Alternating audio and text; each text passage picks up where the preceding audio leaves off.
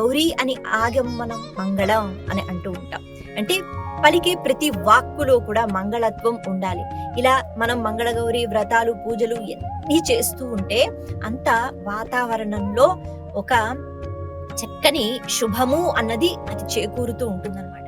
కాబట్టి ఆ వ్రతంలో కూడా కథలు మనకి ఎంత విచిత్రంగా ఉంటాయంటే, ఆ స్త్రీమూర్తి ఉంటుంది, ఇలా వ్రతం చేసుకుంది. అయితే ఇక్కడ ఇంకొక విషయం కూడా మనం గమనించాలి.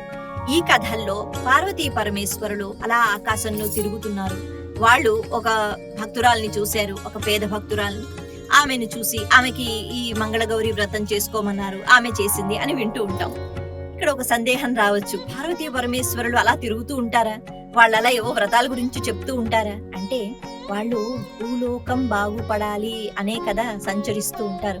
అటువంటి కథల్లో భగవంతుడు చెప్పాడు అంటే మనం వింటాం. మా అమ్మగారు చెప్పారు, వాళ్ళ అమ్మగారు చెప్పారు అంటే చెప్పారులే అన్నట్టు పక్కన పెడతారు.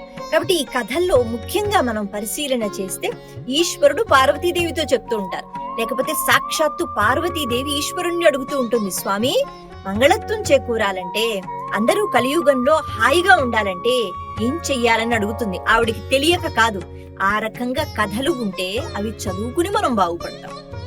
ఎలాంటి భక్తుల్ని చూపిస్తూ ఉంటారు?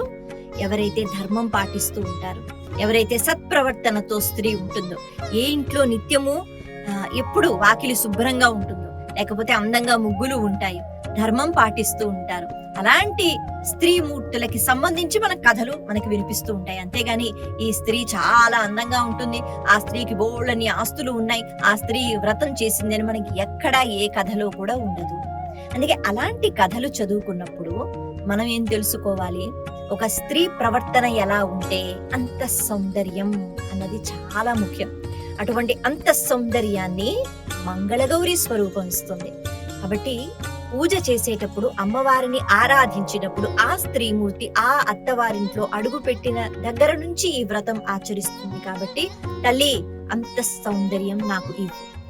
సౌందర్యం చాలా అవసరం. ఎందుకంటే ఆమె పిల్లల్ని తీర్చిదిద్దుతుంది. ఆమె ఎప్పుడు అలిగి కూర్చుంటే ఇంట్లో సంతోషం ఉండదు, ఆమె కేకలు వేస్తే ఇంట్లో సంతోషం ఉండదు, ఆమె అవతల వాళ్ళ మాట వినకపోతే సంతోషం ఉండదు. స్త్రీ పైన ఆధారపడి ఉంటుంది. అందుకని పెద్ద పీట వేశారు.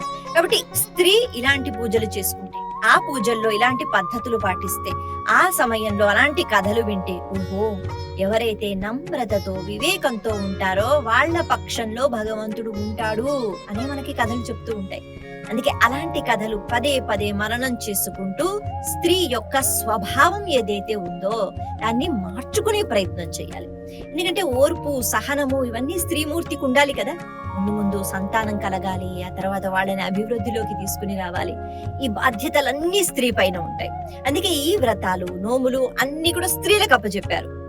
స్త్రీలకు అప్పచెప్పి అంటే మగవాళ్ళు చెయ్యకూడదు, పూజకొచ్చి నమస్కారం చెయ్యకూడదని కాదు, కానీ ఆ స్త్రీ పైన ఆ బాధ్యత ఉంది అని చెప్తున్నారు.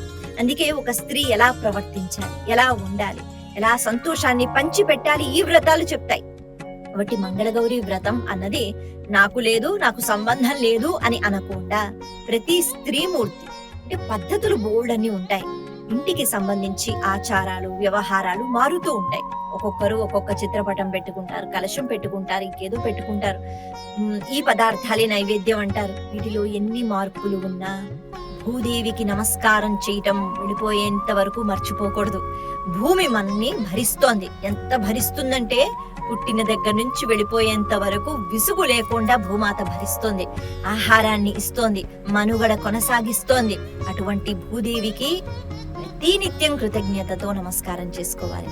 అలాగే ఇంట్లో ఉన్న సంపద, సంతోషం, సంతానం, ఐశ్వర్యం, ఆ సంతానంకున్న చదువు ఇవన్నీ కూడా మంగళగౌరి.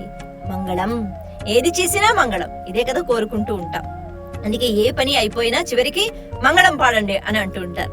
అంటే ఈ పని ఏదైతే అయిందో ఇది దిగ్విజయంగా కొనసాగాలి, ఆ తర్వాత చెయ్యబోయే పని కూడా విజయంతో ఉండాలి. అందుకే మంగళం పాడుతూ ఉంటాం. కాబట్టి ఇంత తత్వం దాగి ఉంటుంది మంగళగౌరి స్వరూపంలో. అమ్మవారు ఆ రూపంలో ఆ రోజు విశేషంగా మంగళవారం రోజు మరింత మంగళత్వాన్ని, శుభాన్ని మన జీవితంలో, మన ఇంట్లో ఉండేటట్టుగా చేస్తుంది. కాబట్టి అమ్మని కృతజ్ఞతా భావనతో, భక్తితో కొలుచుకోగలగాలి. మరొకసారి మీ అందరికీ శ్రావణ మాసం శుభాకాంక్షలు. నమస్తే.